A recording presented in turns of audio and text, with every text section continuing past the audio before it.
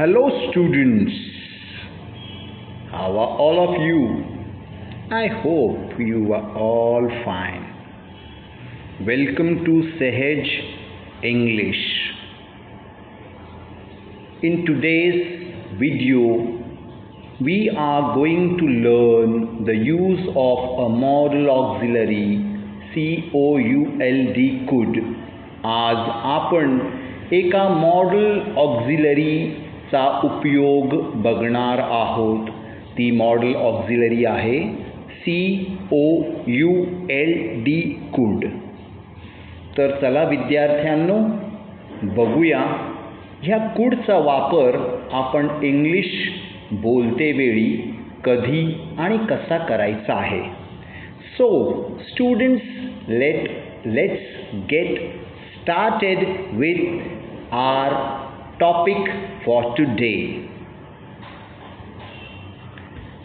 Topic आहे could. तुमच्या स्क्रीनवर तुम्ही तो शब्द पाहू शकता आणि त्याखाली मराठीच्या वाक्यात शेवटी येणाऱ्या शब्दाला लिहिलेले आहे.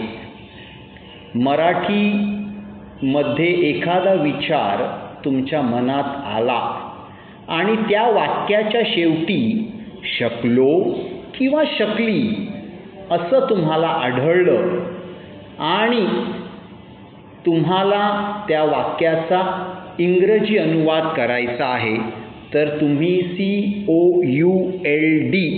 could याचा वापर करायचा आहे.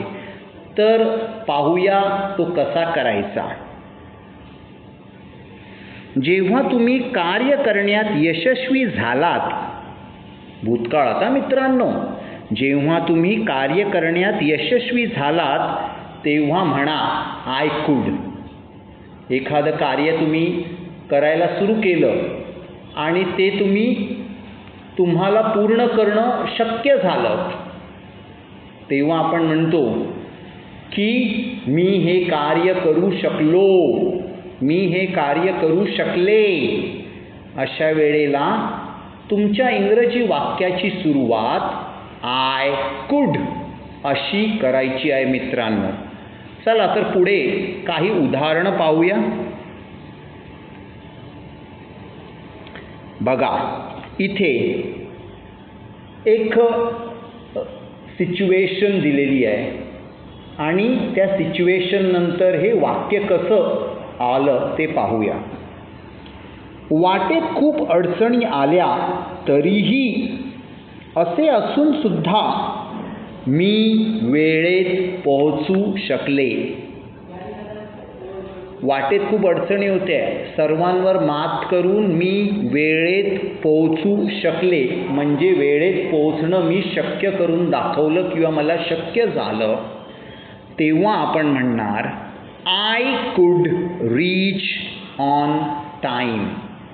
पोहोचू शकले, I could reach on time. चला मित्रांनो, पुढे काही वाक्य उदाहरणाची सोडवलेली आहेत, ती बोलून बघूया. वाक्य क्रमांक पहिलं, मी सर्व प्रश्नांची उत्तरं देऊ शकले, म्हणजे देण्यात यशस्वी झाले. देऊ शकले, उत्तरं देऊ शकले. कुड आन्सर, कुड answer. I could answer all the questions. I could answer all the questions. वाक्य क्रमांक 2, मी ती संकल्पना समजू शकले, म्हणजे समजण्यात यशस्वी झाले. मी ती संकल्पना समजू शकले.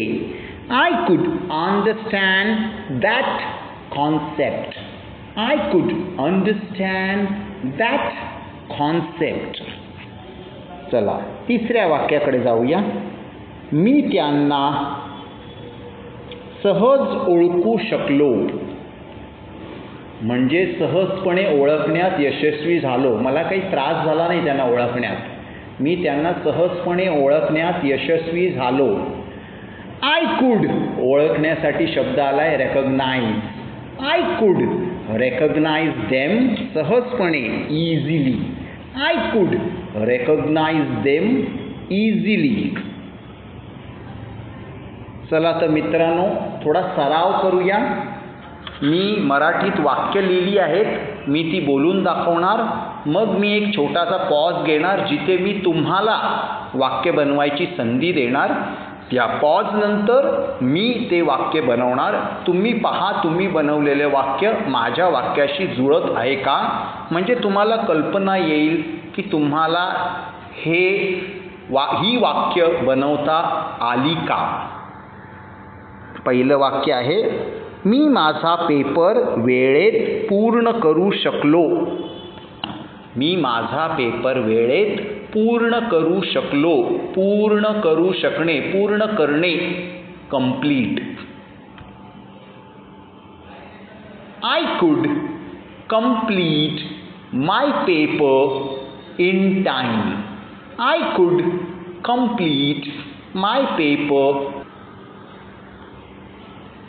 पुढील वाक्य आहे, ती सर्व आव्हानांना तोंड देऊ शकली. तोंड देऊ शकली. ती सर्व आव्हानांना तोंड देऊ शकली. तोंड देऊ शकणे, कुड फेस. शी कुड फेस ऑल द चॅलेंजेस. शी कुड फेस ऑल द चॅलेंजेस. तिसरं वाक्य, मी स्वतःला सुरक्षित ठेवू शकली. ती स्वतःला सुरक्षित ठेवू शकली. ठेवू शकणे, कीप. शी कुड कीप हरसेल्फ सेफ. शी कुड कीप हरसेल्फ सेफ. पुढील वाक्य बघूया, तो पत्ता आम्ही शोधू शकलो. तो पत्ता आम्ही शोधू शकलो. शोधू शकणे, कुड फाइंड. वी कुड फाइंड दॅट ॲड्रेस.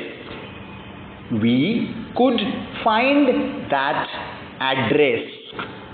वाक्य क्रमांक 5, डॉक्टर तिचे प्राण वाचवू शकले नाही. आता एक नकारात्मक वाक्य आहे, तर तुम्हाला नॉट कुठे लावायचं आहे त्यावर लक्ष द्या. नॉट तुम्हाला ताबडतोब कुडच्या नंतर लावायचा आहे. आणि वाचवण्यासाठी आपल्याकडे शब्द आहे सेव्ह. डॉक्टर कुड not save her life. Doctor कुड नॉट सेव्ह हर लाईफ. तर मित्रांनो, आशा करतो तुम्हाला आजचा हा विषय समजला असेल. आता जेव्हा केव्हाही तुमच्या मनात किंवा तुमच्या वाक्याच्या शेवटी शकलो किंवा शकली आले की काय वापरणार तुम्ही? COULD, कुड. आणि त्यानंतर ताबडतोब तुमच्या क्रियेचा शब्द जो तुम्ही नेहमी कोणत्या रूपात वापरणार? पहिल्या रूपात, वर्ब फॉर्म 1. तर ठीक आहे, इथे मी तुमचा निरोप घेतो आणि आशा करतो तुम्ही कुड जे टॉपिक आज शिकलं ते तुमच्या बोलीभाषेत किंवा लिहिण्यात वापरायला सुरू कराल. मित्रांनो, जेव्हा जितकं वापरायला सुरू कराल तितकं ते तुमच्या जिभेवर राहील आणि तुम्हाला आठवावं लागणार नाही. तुम्हाला पटकन बोलता येईल. अस्खलित इंग्रजीसाठी हे आवश्यक आहे. धन्यवाद.